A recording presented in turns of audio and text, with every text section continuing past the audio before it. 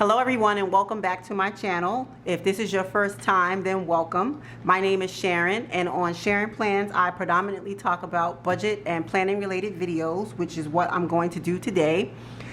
Today's video is going to cover my week 4 check-in for the month of May. Right before I get started, I just want to say, if you like watching budgeting videos and you enjoy this type of content, I'd appreciate it if you would like and subscribe to my channel. Also, give it a like because it'll help the channel out, as well as leave me a comment if you have any tips that you could share, or if you have any questions about what you're going to see here today. Without further ado, I'm just going to flip back to my monthly view and we will get started.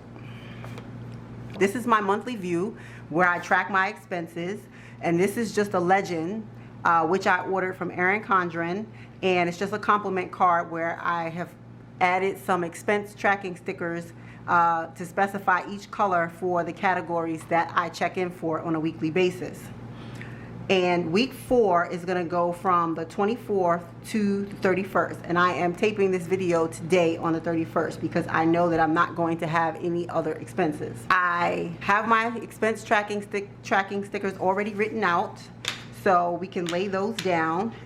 And right before I get started, just for those of you who may not have watched any of my other check-ins, I'm just going to quickly go over to my weekly check-in page just to explain which categories I am checking in for. For my personal category, that also includes my allowance as well as my grooming cash envelopes. For groceries, I account for groceries as well as eating out. For gas, it's just that, gas and unbudgeted. I do not budget unbudgeted. However, I do like to keep track of unbudgeted expenses so that I know how far I'm going over budget for things that I did not account for when I originally set my budget up in the beginning of the month. Now that I've got that out the way, I'm gonna go ahead and start laying down my stickers.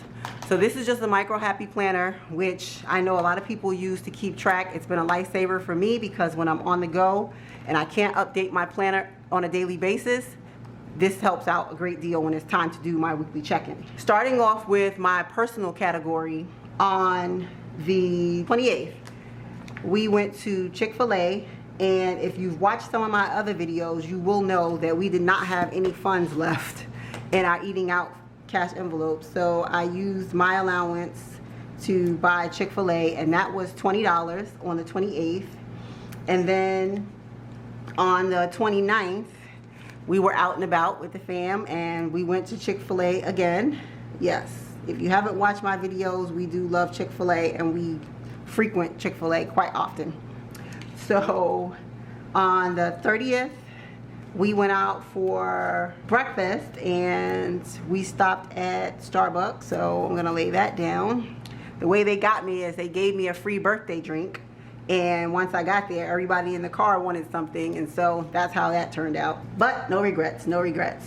We also went for a walk on the trail on the 30th, and after we got done, I took the kids to get ices, so I paid for that out of my allowance as well. So that was $11. And then finally, we stopped at Costco and I picked up a pizza, because I do love their pizza, and that was $11. That rounds out my personal spending. I did pretty well throughout the month, but it looks like this last week I spent just about everything I had in the envelope. But that concludes my personal spending. I did have a few expenses that were grocery related. As I explained in my last video, I am over for the groceries category. However, I've seen an increase in some of the things that I normally buy on a weekly basis, as well as I've been buying a lot of produce items. And let me just zoom you in a little bit.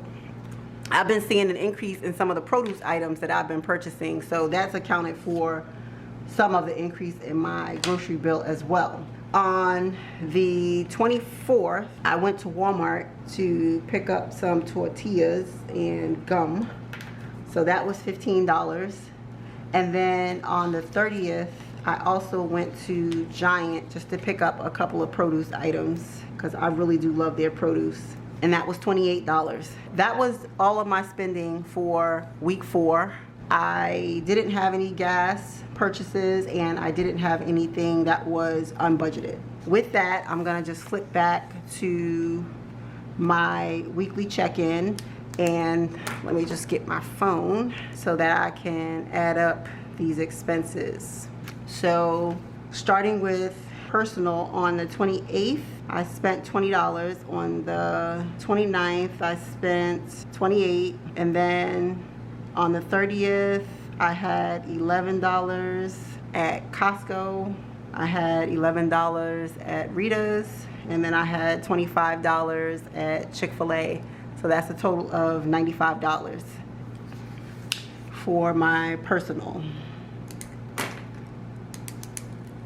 $95. And last week I rolled over $555, and my remaining balance is $460. So let's just check that.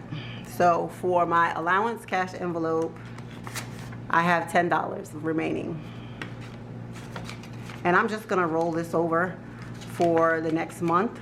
And for my grooming cash envelope, I have 20, 40, 60, 80, 100, 20, 40, 60, 80, 200, 20, 40, 60, 80, 300, 20, 40, 60, 80, 400, 20, 40, 50. So 450 and 10, that is 460. So that checks out, and I'm going to roll this over. I haven't really been using anything out of my grooming cash envelope because, as you guys know, due to the pandemic, everything is pretty much closed. But some things are starting to open back up, and as I mentioned in one of my previous videos, I do have a tentative hair appointment for June 6th, so we'll just see how that works out. Moving on to groceries. On the 24th, I spent $15. On the 30th, I spent $28 for a total of $43. In my groceries category, I was actually over last week. So I had a whopping negative balance of $251. My total over budget this month for groceries is, and I should have put a negative there, is $294. And I guess I should explain that some of the money did go toward buying a couple of items for some care packages, but it doesn't matter. Just the same, it's still over. And so it was grocery related items, so I just put them in that category as opposed to unbudgeted, because the majority of the stuff was still ours. That's what that's looking like to end out the month. $294 over. As I expressed already, I did not purchase gas, so that's $0. So remaining is $205. And unbudgeted, I spent nothing, and so I don't budget anything, so I'm just gonna line that one out. So very quickly, I'm just going to do my results at the bottom. So for personal, it was $61.53 plus $95. So that's a total of $209. For groceries, it's $482.15, $354, and $43. That's a total of $894. Wow. Oh, and so I didn't bring down. That's $460 and $294. For gas, I spent a total of $32. I am carrying over $205, and I do not take out cash for gas, so that money is actually still in my bank account. And unbudgeted is $0. And remaining is nothing. This is how the month is ending out for my week 4 check-in. Not ideal, but I think that we bought what we needed, and sometimes you are going to go over. I'm not going to be hard on myself about it. I'm just going to try and do better next month. So I'm just going to go ahead and flip back to my monthly overview, and I'm just going to check off all of the purchases so that I know that I have checked in for them.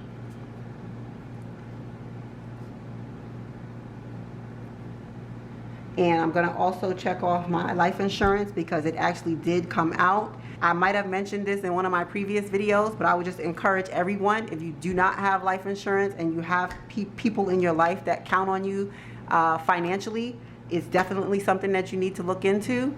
There's various different types, so you just have to choose the one that fits your circumstances or lifestyle. I am in no way an advisor for insurance or finances or anything of that nature, but just seeing what's happened to a lot of families during this pandemic, I just think it's absolutely essential that everybody look into it if you haven't already.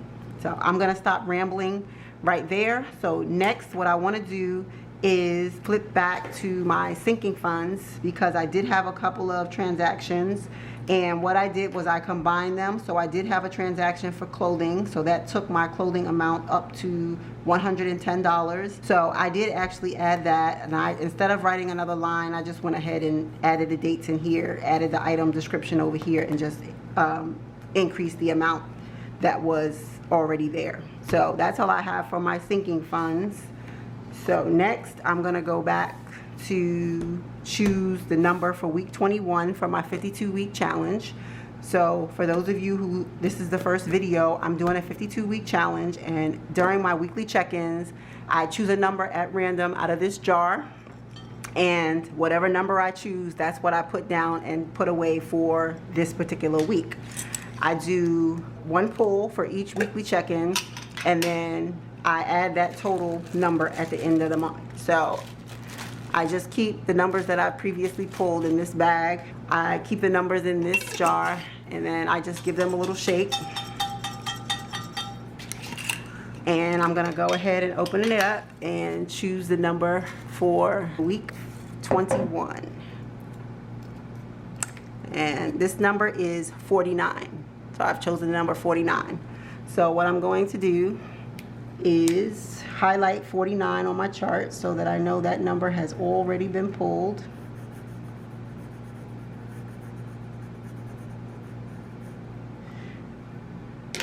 And then I'm going to put this number in the bag in the event I need to use them again for a future challenge, or if I decide to do this one again. Alright, so I'm going to set that to the side, and then I'm going to flip back to the front to my tracker